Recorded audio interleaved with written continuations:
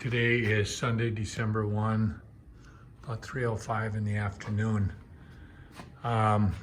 We have that cabinet shell up over the vent fan for the stove upstairs. And so what I've been doing, because Linda has been doing some priming and painting on the inside of the cabinets, and we're painting it before we put it up, just so that we can do a better job of it. But so while she's doing that, I thought, well, I'm going to turn my attention to getting as many cabinet parts done as I can. So one day this week, I made all of the, I made a bunch of cabinet parts for face frames. That's the wood structure that goes over the face of the cabinet. And those are 1.5 inches wide. And then here, these are 2.25 inches. And these are as wide as the frames for the doors that'll go and be attached to the face frame. And I cut, that's about 50 1.25 inches. There's some longer ones. But here I've got about 60 to 65 pieces cut. And that's, it's a lot of work. But the nice thing is, all of that wood was sitting over there and really waiting to be used for something, and I wasn't sure what. But we're using it for the face frames for our cabinets, so they'll be nice hard maple, and our cabinets are going to get painted. So once I had the face frames, that's the 1.25 inches cut, what I did is I picked out pieces that are long enough from top to bottom and side to side. Now this is a piece of pine that I cut because I didn't have any hard maple. So the way this is going to work, the way this is put together is with what they call pocket holes. And you can see there's a hole, and then in there is a screw. And I have a tool. Actually, it's this blue tool. I clamp a board between here and here, and then I drill holes through there with that big bit, and then apply glue to either edge of the two pieces.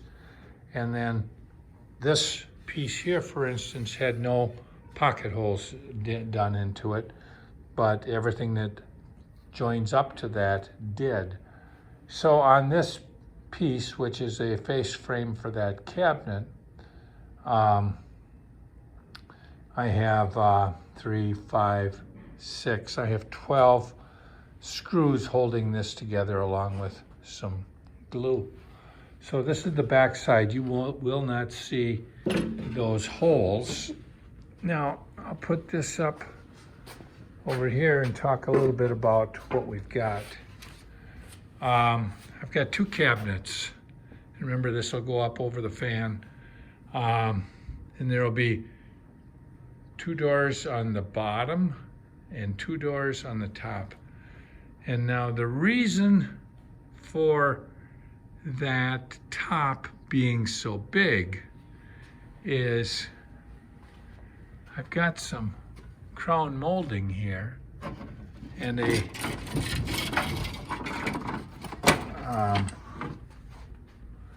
piece of it's actually a big it's a piece that I had made a couple of years ago when I did some work for on my daughter's house to put up some crown molding that I had bought on Craigslist.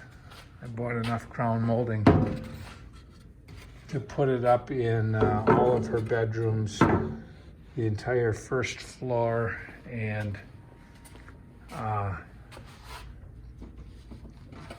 like I said, 2 bedrooms upstairs. So I made this as a like a frame that the crown molding sat in. And so what I'm gonna do is I have a couple of pieces left over, and I'm going to take that crown molding. First I'm gonna attach this piece to it, this cradle that I was talking about, and then I'll put a piece of crown molding in there. And if I put that cradle in right, what you'll see is I have 1.5 inches there, which is what this is. This is 1.5 inches, and this is 1.5 inches. This is less than that because this will just cover the plywood on the plywood box. So that'll give you an idea of the ceiling treatment. This won't really be a real functional cabinet because it's going to be more than 8 feet off the ground. But we'll have the cabinets stacked to the ceiling. So that's my thinking. Now, my next thing that I'm gonna do, because it's gonna take Linda probably till Thursday to get all that stuff painted. The next thing that I'll do is take these boards, and these are 2 1/4, and they are actually a full 1 inch. And I'll cut those to size. And I've got,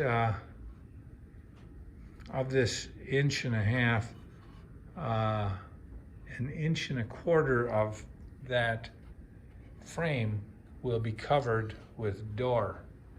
And I'll have a door here and a door here. So when you look at the cabinets, you will only see, you'll see very little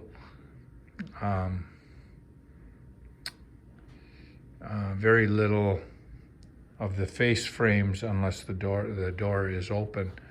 So that pile will get cut up, and then I'll make the 4 pieces, and then I'll have to cut a groove around. And now when I do that groove, I'll leave about 1/4 inch, and then I'll cut the groove 1/4 inch, and that'll leave me about 1/2 inch that you'll see the panel for the door, and about 1/2 inch. So like this little cabinet, that'll take 4 doors, but it should look pretty when we're done. So thanks for following the progress.